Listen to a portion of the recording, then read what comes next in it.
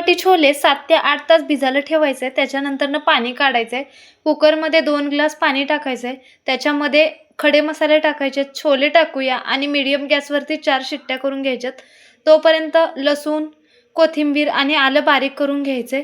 छोले शिजलेले त्यातले थोडेसे छोले साईडला घेऊन याची जाडसर असं वाटून घ्यायचं आहे. फोडणीसाठी 2 चमचे तेल, त्याच्यामध्ये शहाजिरे 1 चमचा, लाल मिरची, कांद्याची पेस्ट टाकायची आणि लालसर रंग झालं की यामध्ये टोमॅटोची प्युरी टाकायची.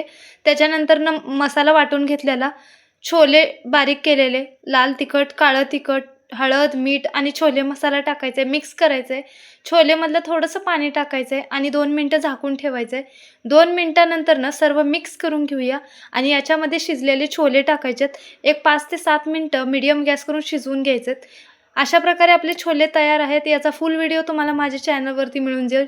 साहित्य खाली डिस्क्रिप्शन बॉक्समध्ये देते, एकदा नक्की चेक करा.